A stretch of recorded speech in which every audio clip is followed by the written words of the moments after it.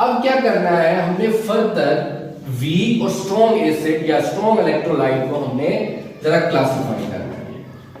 अब हमारे पास क्या है, स्ट्रॉन्ग इलेक्ट्रोलाइट। अब स्ट्रॉन्ग इलेक्ट्रोलाइट में क्या चीजें हैं जी, दो चीजें, एक स्ट्रॉन्ग एसिड, क्या है जी, स्ट्रॉन्ग एसिड, और दूसरा स्ट्रॉन्ग बेस। स्ट्रॉन्ग बेस बहुत सारे हैं, स्ट्रॉन्ग एसिड और स्ट्रॉन्ग बेस भी बहुत सारे हैं। स्ट्रॉन्ग एसिड में हमारे पास क्या है, अब देखें HCl, बचपन से पढ़ते आ रहे हैं, HCl, H2SO4, इसके अलावा HNO3, उसके अलावा HClO थ्राइस, और भी बहुत सारे। इसके अलावा स्ट्रॉन्ग बेस, अब स्ट्रॉन्ग बेस भी हमारे पास बहुत सारे हैं, सोडियम हाइड्रोक्साइड, ठीक है जी, KOH, पोटेशियम हाइड्रोक्साइड। इसके अलावा हमारे पास MgOH होल ट्वाइस, इसके अलावा कैल्शियम, क्या है जी, OH होल ट्वाइस। ये हमारे पास क्या है, स्ट्रॉन्ग बेस है। अच्छा जी, अब स्ट्रॉन्ग साल्ट या स्ट्रॉन्ग इलेक्ट्रोलाइट वो क्या है, स्ट्रॉन्ग इलेक्ट्रोलाइट। अब याद रखिएगा कि कोई भी साल्ट का कोई भी ऐसा कंपोनेंट जो स्ट्रॉन्ग होगा वो स्ट्रॉन्ग इलेक्ट्रोलाइट में आ जाएगा। मतलब साल्ट है, मिसाल के तौर पर मेरे पास एक साल्ट है, मैं लिया सोडियम क्लोराइड, ये एक साल्ट है। अब ये क्यों स्ट्रॉन्ग इलेक्ट्रोलाइट है, अब देखें इसके अंदर Cl हमने कहां से लिया, यहां से, ये क्या है, स्ट्रॉन्ग एसिड से लिया मैंने, Cl कहां से लिया, स्ट्रॉन्ग एसिड से। अब देखें सोडियम Na वो मैंने कहां से लिया, स्ट्रॉन्ग बेस से लिया, तो जिसकी वजह से ये क्या हुआ, स्ट्रॉन्ग इलेक्ट्रोलाइट, स्ट्रॉन्ग साल्ट या स्ट्रॉन्ग इलेक्ट्रोलाइट। स्ट्रॉन्ग इलेक्ट्रोलाइट बोले ये अच्छा मुनासिब है।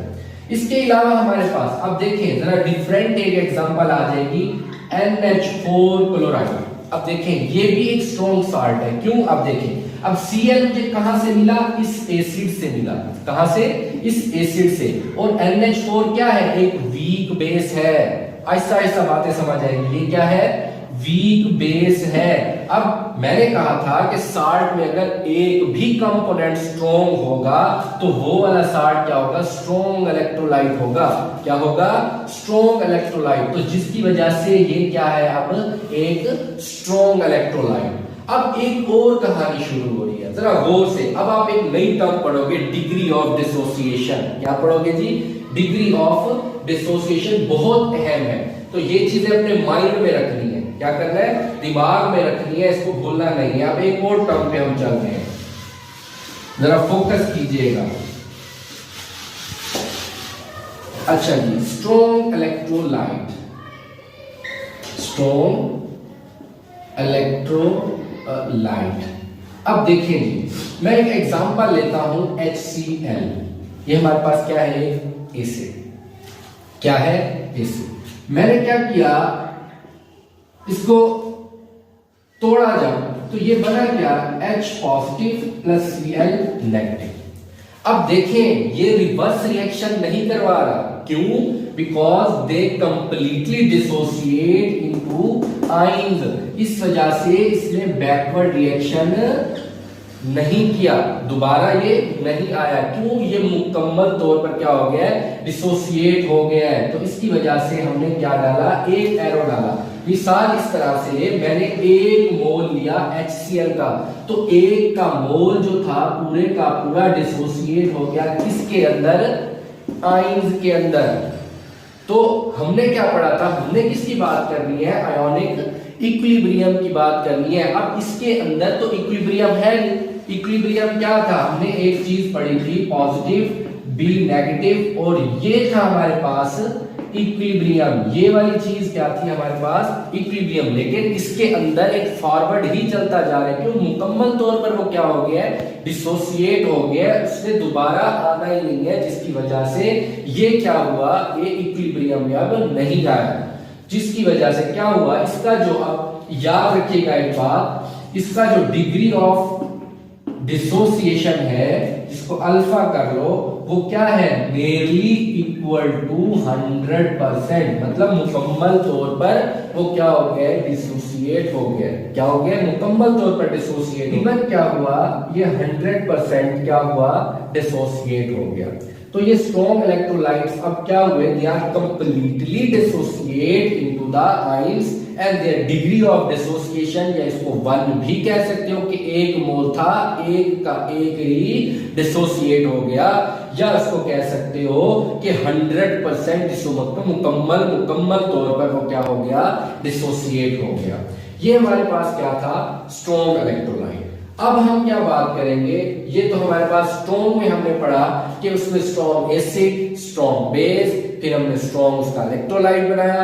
अब उसके हमने उसकी डिग्री ऑफ डिसोसिएशन भी देख ली। अब असल में हमारी ये वाला जो टॉपिक इसमें आ गया, स्ट्रॉन्ग इलेक्ट्रोलाइट, इसको हमने अब डिस्कस नहीं करना। क्यों, हमने करना है वीक वाला। क्यों, हमने पढ़ना क्या है, आयोनिक इक्विलिब्रियम। हमने आयोनिक इक्विलिब्रियम लेके आना है। इसके अंदर आयोनिक इक्विलिब्रियम नहीं आ सकता। आयोनिक इक्विलिब्रियम को आप एक और चीज भी कहते हो, आयोनाइजेशन कांस्टेंट। फर्दर जब आप बड़े हो जाओगे, बड़ी क्लास में आओगे, तो उसमें क्या होगा, यही के एसिड कांस्टेंट, फिर क्या आ जाएगा, बेस कांस्टेंट, और फिर क्या आ जाएगा, वाटर कांस्टेंट। अब वही चीजें चेंज हो जाएगी एसिड कांस्टेंट के अंदर, बेस कांस्टेंट के अंदर और वाटर कांस्टेंट के अंदर। ये जब आप बड़ी बड़ी क्लासेस में या बड़े नेक्स्ट जो टॉपिक्स आएंगे, फिर मैं आपको ये भी समझाऊंगा कि ये एसिड कांस्टेंट कब आता है, बेस कांस्टेंट और वाटर कांस्टेंट कब आता है। तो अब हम स्टार्ट करने वाले हैं जी वीक एसिड। क्या जी, weak electrolyte, sorry weak electrolyte. देखिए जी, इसके अंदर भी वही दो चीजें आएंगी, वीक एसिड और वीक बेस, फिर वीक इलेक्ट्रोलाइट।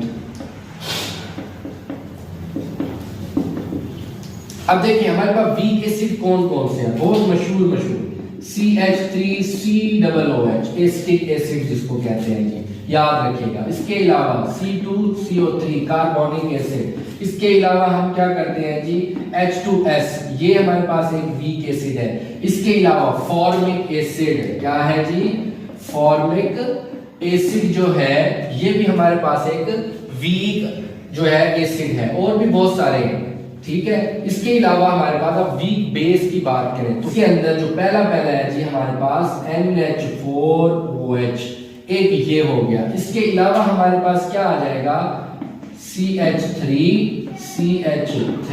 और ये क्या है हमारे पास, डाइमिथाइल अमीन। इसके अलावा पिरिडीन भी है, पिरिडीन भी हो सकता है। बस यही अभी दिमाग में रखिएगा, और भी बहुत सारे हैं। अब हाँ जी, अब हमारे पास क्या है, वीक इलेक्ट्रोलाइट। Week electrolyte. अब देखें, अब एक हमने क्या किया, मैंने इधर से क्या लिया, ये हमारे पास Cn। अब देखिए ये एक वीक इलेक्ट्रोलाइट है।